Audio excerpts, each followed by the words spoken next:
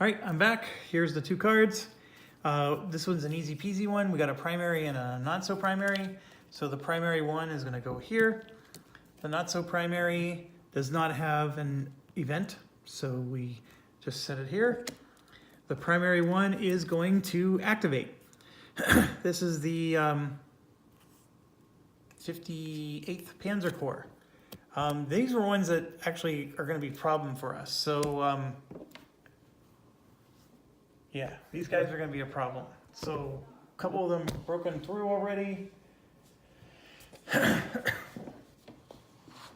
Okay, no one's exiting the map or moving to the Muse. There's no empty Allied VP hex. Okay, so we got to understand that there's restrictions, that they will not move if they're starting adjacent to a VP hex occupied by Allied units with strength less than 5. Well, that's not the case here. They will not move if currently surrounding an Allied unit would become unsurrounded. So a couple of these guys may not move for that situation. They do not leave town, city, or West Hollex vacant if it would result in Allied supply being traceable. That's one I never pay attention to, but that could be interesting. And they will not move if doing so makes Allied supply traceable to an empty German town. Oh, I'm sorry, I just read that. Okay. So, their objective is Bastogne, which is not to the north. Their objective is actually to the west and south of them. So let's see what they're going to do here. Can they cause surround? That's a good question. This one is not yet surrounded, even though he has no...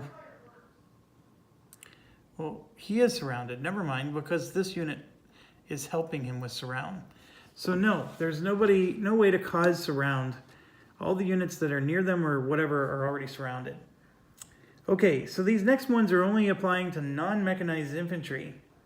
Move adjacent to an Allied VP hex. Not going to happen. Move to an empty town. Move to adjacent Allied unit or town to which no German infantry is also adjacent. Not going to happen. Enter a town occupied only by German armor. I don't think they're in a town. So yeah, nothing happening there.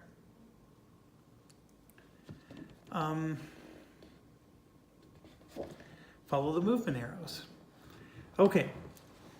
We know that they're not going to break surround. So this guy's not going to move because he's surrounding. This guy's not going to move because he's participating in the surround for this. So the only three they're going to move are these three guys. So this one is already adjacent to a unit, which is interesting.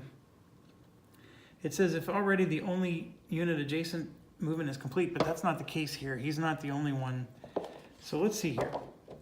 So move if able to spend full movement allowance, following the arrows with preference given to primary. Avoid ending move adjacent to Allied unit if possible. So they're not trying to go next to an Allied unit. Well, this is increasing, so let's start with the lowest number. Here's 2. He has 5 movement points, so this is broken, so that's 2. This would be 3. This is 4, and that is 5. That's an interesting move, because it's nowhere near their objective, but it says avoid ending move adjacent to Allied unit if possible. So he doesn't have the movement points to go here. So would he like end his move there? He still has 1 movement point left. That's the weirdest one, number 10. So let me see if the rulebook expands on what number 10 means. It's the weirdest of all the instructions, because that whole don't land next to an Allied unit creates all kinds of priority questions. 9.2.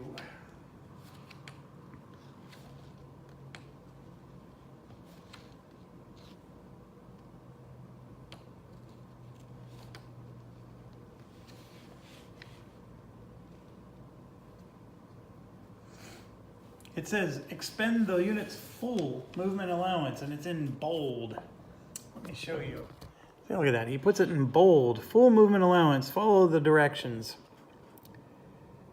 If move in the primary direction would result in a unit ending before all movement points are expended, or in a hex adjacent to an enemy unit, and a move into a hex via a secondary movement arrow would not result in such an ending, then move in the secondary direction. If the unit may spend to exit an enemy at the start of its move. Ooh. None of this is in the player aid. What kind of crap is that? A unit in a hex without movement arrows, or that cannot spend its full movement allowance following the movement arrows, does not move via this method. So you don't just move 2 spaces and then stop. Okay, well this is like huge. You have to spend full movement points, first of all. Second, the whole thing about not landing next to an ally is only if there's an alternative way to spend the full movement points. Third, you're allowed to exit an enemy zone of control at the start of your move. Holy cow. All right,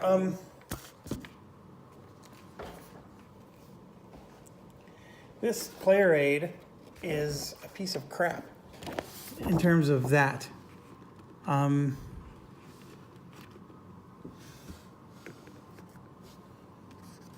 was going to do this so you can watch, but I'm just going to do it off camera. I am literally writing on the player aid. Must use full movement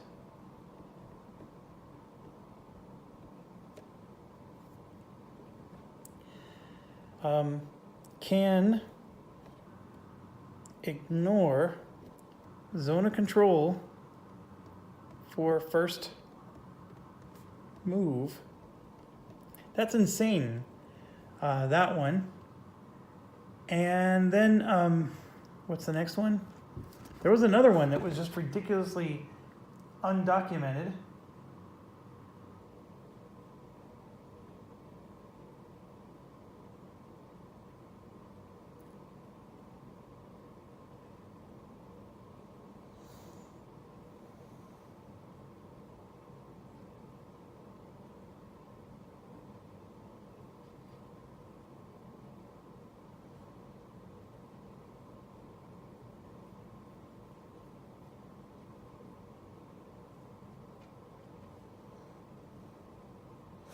I guess that's it.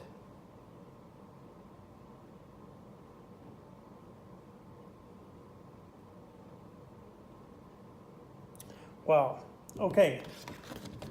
So I may have done a few things wrong up to this point, but in this case, the guy is going to end next to an allied unit because he's at 4 movement points here, and there's no alternative. I mean, he could move there, but that's not in the direction of his arrows. He doesn't have enough movement to go there, so he will go there. That makes him next to something. This unit is next up. He's already next to a unit. You can spend a movement point to leave a zone of control, but you can't enter another zone of control. That's an important point. So I could spend the movement point to like go this way, but that doesn't help. And he can't go from here to here so this guy's stuck. He's not moving. This one, however, can move. And his primary direction he wants to go is there, which I guess he's going to do. But that's not using his full movement points of 5. So he's not going to do that method. So we move on to the next method. How many other undocumented things are in this? Move closer to army objective. If more than one hex is closer, move adjacent to an allied unit.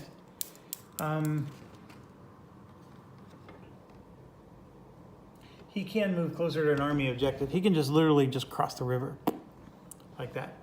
And so that's his movement. He could go adjacent to an allied unit, which it also said. So he will go there. He's going to cross the river and join that one. It says if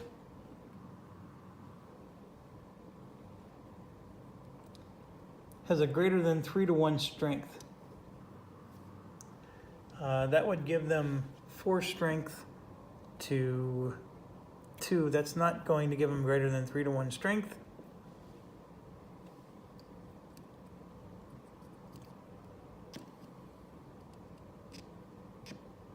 Well, that includes all units adjacent to the target. So this would be 4 plus 4 is 8 to 2. That is 4-to-1 strength. So yes, that would have greater than 3-to-1 strength. So yes, that's what they will do. Okay, now we got to decide, are they going to attack? And I'm saying yes for several reasons. The first one, this one is going to get +1 strength because he's in a forest. So he's at 3, and we said these guys were at 8. 8 to 3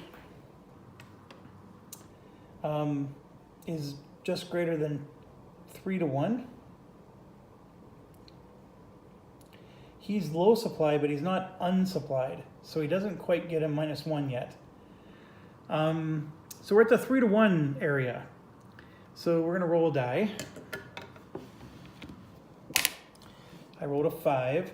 It says that it's gonna cancel the attack if it's less than 2-to-1. I know that there's some negative modifiers that would actually just make it even better, but no matter what, they're attacking. So we have to go from the lowest numbered unit to the highest numbered, because these guys could be attacking this unit instead of that unit. So let's figure this out. Here's number 1. So no, these 2 guys are helping to attack this unit. And then this guy by himself is not going to attack this. He has a strength of 4 versus a 3. That's not going to happen. Okay, so we're going to do this. 4, 7, 8 to 2. So it is 4-to-1 odds for the purposes of the battle. And we do have assault coordination, which doesn't do anything because there's nobody else next to him that can attack. But it does count as a +1 towards the chit draw. He is going to draw another card, and he gets assault coordination again, which will give it a +2.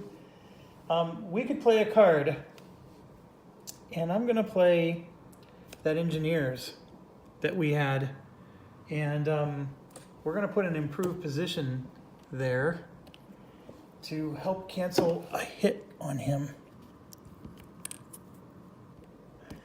And he's in a forest, so this is doubly good. Okay, I played the card because it wasn't a very useful card to play otherwise. Actually, you know what? That would let me activate the 10th Armored Division. That's actually not bad. I'm taking it back. I'm taking it back. I just won't play a card.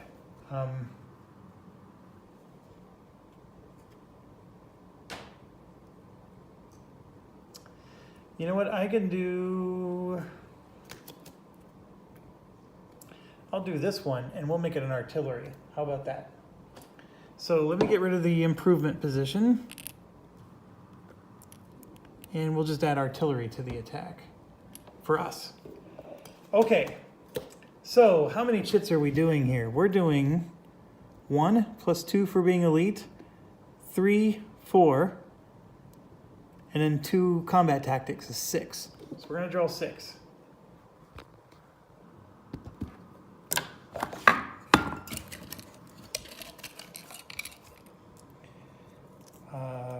One, 2, whoops.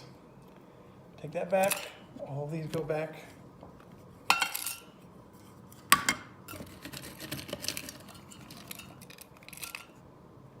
3, 4, 5. Well, there's nothing else to go in. 6.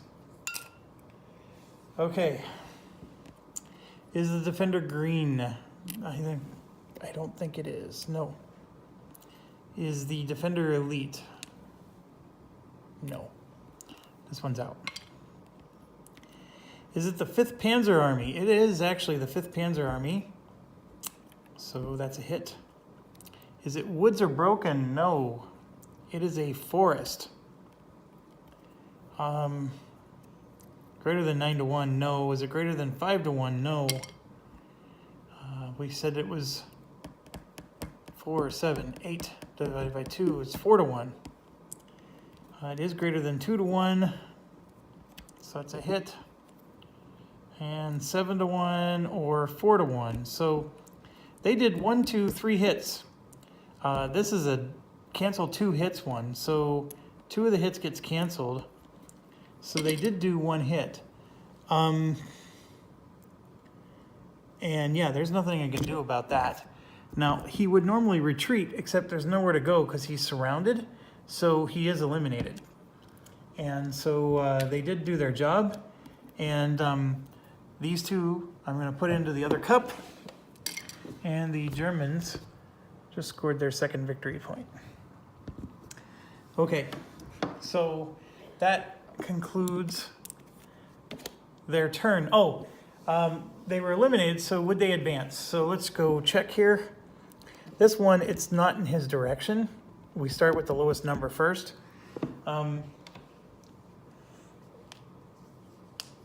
Where's the advance table? It's got to be the other player aid.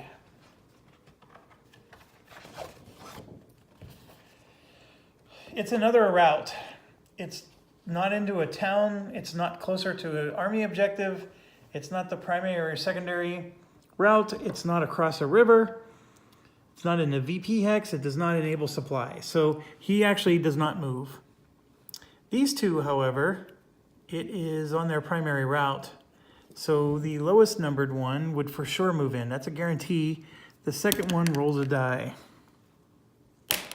He rolled a 10, so he actually stays put, which is another interesting outcome to that AI. I would have moved. However, zone of control, and you can't do that if the unit gets eliminated. That's the Butterfield rule that's not in the rule book. So neither of them can move. You cannot enter the vacated hex. Oh, no. Yes, you can. Yes, you can. That's only true for the second move, if you're going to move a second time, which this guy can do. And he will, because it's along his arrows.